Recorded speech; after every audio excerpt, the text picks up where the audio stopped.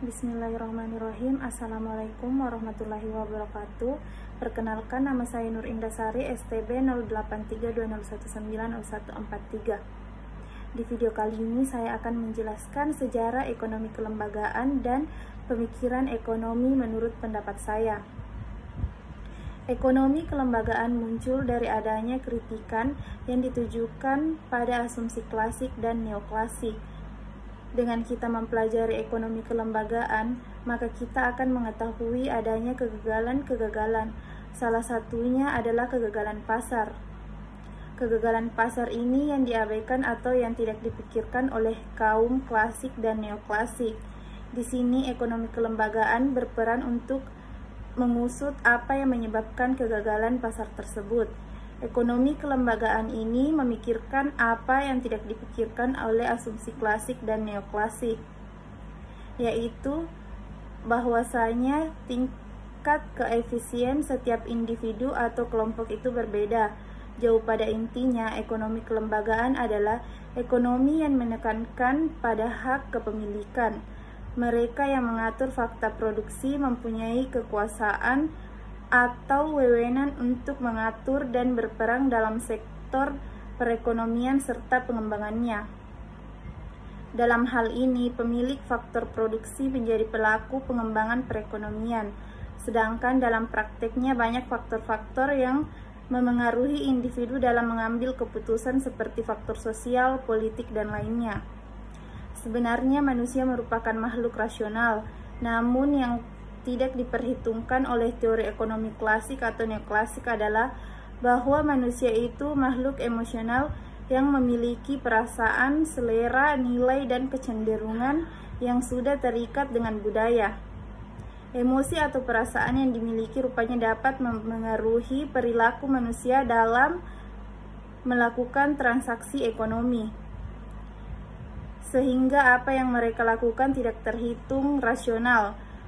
Sebelum transaksi ekonomi terjadi, biasanya pelaku ekonomi dihadapkan pada pilihan ekonomi, di mana juga dipengaruhi oleh faktor lingkungan, fisik, dan teknologi.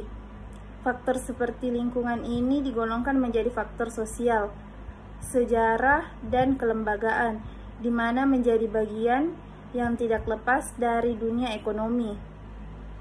Sedangkan sosial dan kelembagaan sifatnya tidak statis, maka keadaan perekonomian tidak mungkin selamanya sama, pasti mengalami perubahan-perubahan yang dengan kata lain dapat kita sebut dinamis.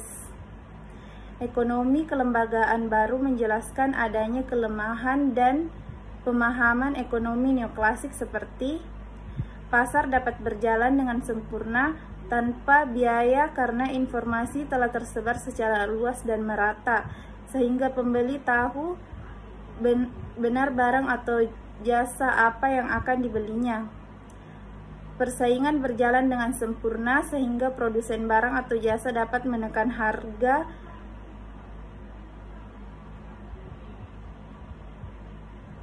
barang atau jasa yang diperjualbelikan sehingga dapat menjadi murah. Transaksi tanpa adanya biaya. Menegakkan hak kepemilikan properti tidak memerlukan biaya. Mekanisme pasar mampu menyelesaikan masalah-masalah seperti kasus eksternalitas, common pool, resource, dan barang publik. Ekonomi kelembagaan juga memberikan perspektif yang berhubungan dengan masalah-masalah di atas seperti 1. Pasar membutuhkan biaya agar dapat berjalan karena pada dasarnya informasi sifatnya asimetris. 2. Persaingan tidak dapat berjalan sempurna karena bergantung pada ketersediaan informasi dan penguasaan sumber daya. 3. Tidak ada transaksi yang tidak memerlukan biaya. 4. Penegak hak kepemilikan properti membutuhkan biaya.